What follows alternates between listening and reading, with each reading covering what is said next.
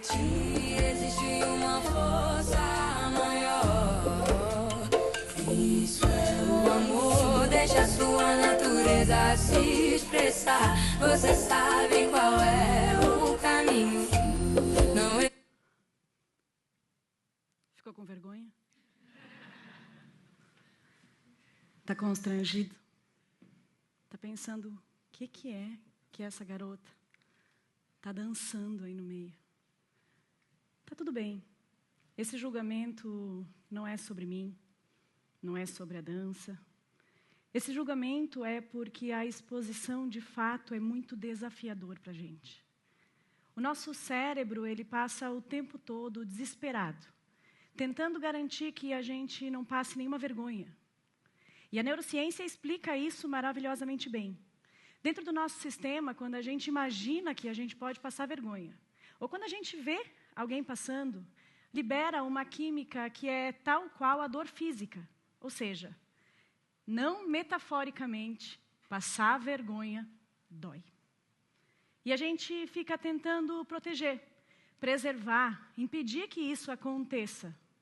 E aí a gente fica criando o tempo todo na nossa vida ambientes e situações que preservem, que sejam suficientemente previsíveis e seguras, para que a gente não tenha que correr o risco nunca de se expor, de passar alguma vergonha ou de ser mal interpretado. Só que a gente vai fazendo isso e começa a calcular o tempo todo quais são as linhas e os limites que eu preciso criar na minha vida para garantir que eu seja o tempo todo aceita e bem vista. E a gente começa a calcular absolutamente tudo. Como a gente se veste, como a gente se porta, como a gente se expressa, a fim do único objetivo que é evitar errar. Só que esses limites, essas linhas que a gente acredita que estão na nossa vida, nem sempre são criadas pela gente. Muitas vezes, no nosso processo, esses limites eles vêm da criação ou do ambiente aonde a gente foi inserido. Limites esses e linhas invisíveis que os nossos pais ou nossos ambientes sociais colocaram lá. A verdade é que, se a gente não se autoriza, dificilmente a gente consegue se libertar. E eu vi isso uma vez com muita clareza dentro de um salão de treinamento. Eu sempre trabalhei com comportamento, comunicação e relações interpessoais ao longo da minha vida. Mas foi só em 2018, quando eu fundei o Instituto Origem de Desenvolvimento Humano e comecei a atuar como treinadora comportamental através de vivências, retiros, imersões e treinamentos para proporcionar para homens e mulheres um lugar seguro onde elas pudessem desenvolver as suas habilidades, enquanto aumentam o seu senso de suficiência, pertencimento e capacidade, que eu comecei a olhar com os meus próprios olhos o quanto os limites que a gente passa a vida inteira respeitando nos impedem de usar, experimentar e viver a melhor parte da vida. Lá no começo, numa das primeiras vivências, o A Terra, uma imersão de desenvolvimento para mulheres, eu pude sentir e presenciar isso de forma muito clara. Era uma sexta-feira à noite e, na época, os recursos do Instituto ainda eram muito escassos. E a fazenda que a gente alugou para fazer o evento tinha um piso frio. E a gente tratou de colocar uma espécie de TNT no chão e comprou uma fita larga, adesiva, transparente, e colou. O objetivo daquilo era proporcionar uma experiência de maior conforto tátil para aquelas mulheres que logo iriam entrar no salão descalças. Bom, as portas se abriram e eu, tal qual aqui, dancei. Aquelas mulheres entraram e elas começaram a se acumular no fundo do salão. Estavam grudadas na parede. Foram se empilhando, não conseguia nem ver. Menos uma, a Gelsi. Uma senhora na casa dos 80 anos que, por si só, ter ido buscar um retiro de autoconhecimento para desenvolver e viver a melhor parte da sua vida já é uma ousadia. Mas nem é sobre isso. A Gelsi fez uma trilha rápida. Ela foi de onde ela estava para o centro do salão sem parar para pensar. Gelsi chegou embaixo da luz e dançou. Gelsi fechou os olhos, não olhou para mim, não interagiu com a equipe, não perguntou nada. Sentiu a música como uma poesia. E quando a música acabou, a Gelsi simplesmente se sentou. Eu, admirada com aquela mulher, falei, diante das outras 20, o quanto eu estava inspirada pela ousadia e pela expressão daquela mulher. Prontamente, uma menina muito mais jovem pediu o microfone e disse que ela também desejaria ter ido dançar e que ela era super autoconfiante. Mas que ela não tinha feito por respeito à nossa equipe, que tínhamos colocado a linha que limitava no chão. Eu logo entendi. A luz do salão, com aquela linha plástica que estava lá, refletia para quem entrava uma linha que parecia real, mas não era. Não era, mas foi capaz de parar 19 das 20 mulheres naquele salão. E Gelsi, que não parava de ensinar, disse, eu vi, mas atravessei. Eu sorrio todas as vezes que eu me lembro da Gelsi, porque naquele dia a Gelsi me ensinou muito sobre a vida. E eu separei 13 ensinamentos principais que ela trouxe naquele dia, ao atravessar. O primeiro deles é que a escassez inspira a coragem. Gelsi tinha muito pouco a perder. Quanto menos a gente tem a perder, menos a gente se importa com os limites dos outros. Gelsi, obviamente, na iminência da finitude da vida, que naturalmente está mais próxima, e também na urgência do que quer viver, tem em si uma coragem talvez diferente de todos nós. Mas eu te pergunto com honestidade, como você sabe que a Gelsi vai antes de você? A gente nem tem como saber. E no mais, isso nem tem nada a ver com a idade. A verdade é que na vida a gente fica tentando preservar tantas outras coisas que também não são reais. A gente para porque a gente quer manter o nosso aspecto social, a nossa imagem diante das pessoas, aquilo que a gente construiu como cargo, carreira e percepção. Tudo ilusão. No fim, a gente está o tempo todo deixando de experimentar o grande da vida, porque a gente quer garantir aquilo que talvez a gente nem tenha. E aí é bonito, porque Gelsi, que continuava ensinando, me lembrou que mudar isso é só um passo. Autenticidade é um passo fora da linha. A Gelsi, quando atravessou aquele lugar e foi para o meio do salão, ela não só ocupou mais espaço. A Gelsi disse sim para quem ela era. Ela aceitou o seu impulso, a vontade de ser.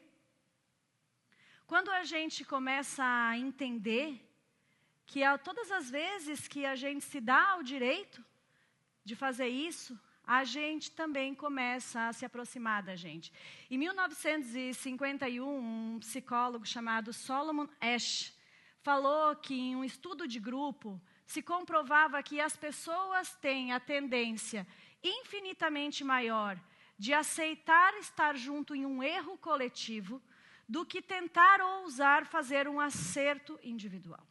É muito mais fácil eu justificar que eu erro quando todo mundo erra, do que ousar fazer sozinho e não ter a garantia de que vou acertar. Só que se a gente entende isso, quantas outras coisas a gente está só imitando. Está autorizando que porque o outro para, eu também vou parar. Quantas outras linhas na nossa vida a gente está se apertando atrás, porque todo mundo está fazendo igual. Quantas outras opiniões a gente não dá, porque uma sala ninguém fala diferente de mim. Quantas outras formas de se expressar a gente não banca, porque ninguém vai daquele jeito. Quantos outros sonhos a gente não sustenta, porque o outro também não faz. Quantas honras e lealdades familiares a gente só repete, por medo de errar. Mas Gelsi tinha um terceiro ensinamento. Se errar, volta. No final daquela noite, a Gelsi me chamou e disse, Cássia, eu sabia que tinha uma linha. Eu vi. Eu imaginei na hora que ela pudesse ser um impeditivo, um limite para eu parar. Mas eu pensei, se eu não puder dançar, alguém vai me cutucar. E aí eu vou voltar. Simples assim. Ousadia não é a ausência de coragem e nem a falta de responsabilidade. Ousadia é um estado mental humilde de se autorizar, errar e voltar se precisar, sem se negociar. Mas eu não quero perder o rumo daquilo que importa. A mensagem principal é: a linha não era real. Ela não estava lá. O que fez com que ela se tornasse um limite foi o olhar das pessoas sobre ela. Foi a forma como a luz bateu do ponto de vista onde aquela pessoa estava e ela comprou a ideia que se eu estou vendo, então ela existe aqui. Mas isso não é verdade. Quando a gente pensa em tudo que a gente pode crescer a partir do momento que a gente ultrapassa as linhas da vida, a gente começa a perceber que, na verdade, tem muito mais para a gente experimentar depois da linha aonde a gente está. Essas mulheres que pararam lá atrás, elas eram mulheres que, em algum contexto, acreditaram por ambientes, por criação familiar, que era mais seguro. Dentro do nosso comportamento social, isso é chamado de camuflagem. A gente acaba ficando escondido mesmo nesse lugar. Eu é que demorei muito tempo para entender isso, porque da onde eu vim, não havia essa informação. Eu sou colona com muito orgulho da colônia, de onde eu nasci. E eu cresci com pais que me incentivaram muito, para que eu me expressasse, me abrisse, dançasse e pudesse aparecer. Lá do interior do Rio Grande do Sul, de onde eu fui criada, isso era chamado como saliente. Saliente é o que a etimologia da palavra traz mesmo, aquilo que se destaca, que aparece demais. Em alguma fase da minha vida, eu cresci achando que esse era o meu problema. Precisou de muito tempo estudando para eu entender que, na verdade, isso é a nossa natureza. Toda criança, independente da personalidade, cresce feliz, ousada e corajosa, saliente.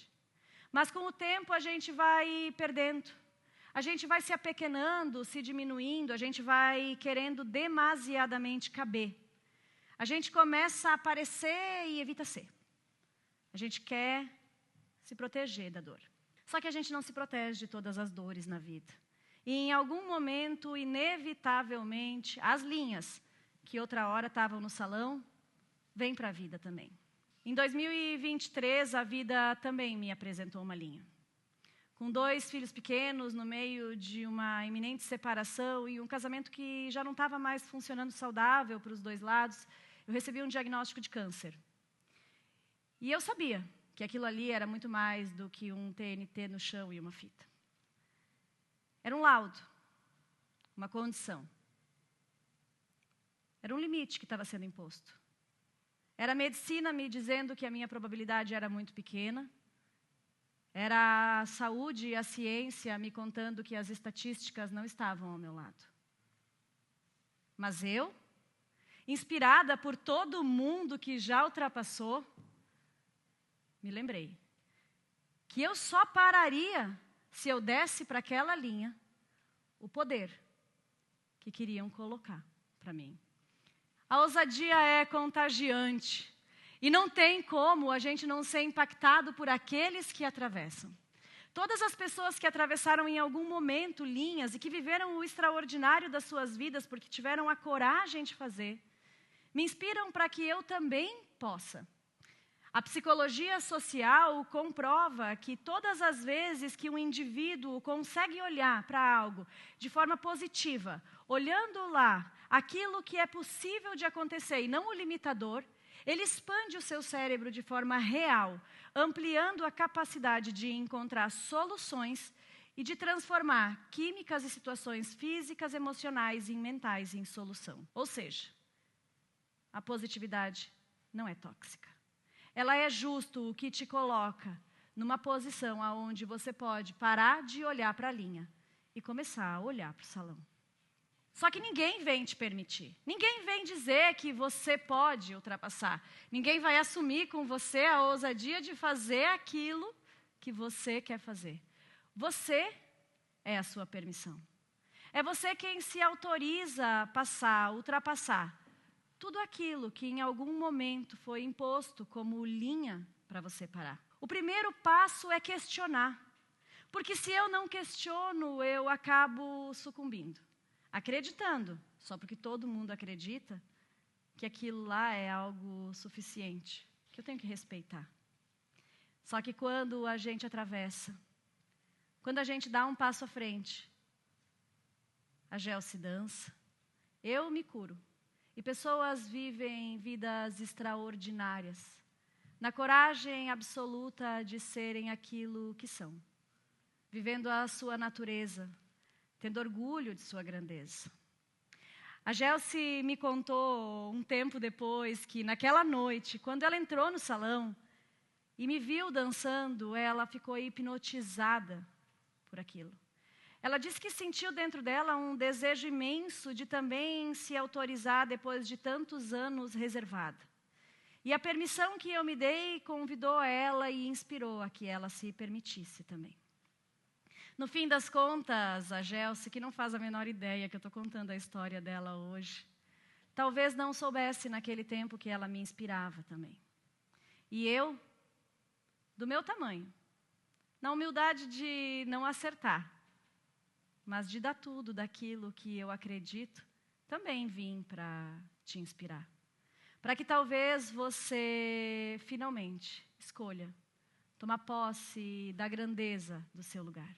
Eu quero agradecer profundamente a abertura, ao espaço e a coragem, não que você tem hoje, mas que você vai escolher ter, a partir de agora, na sua vida.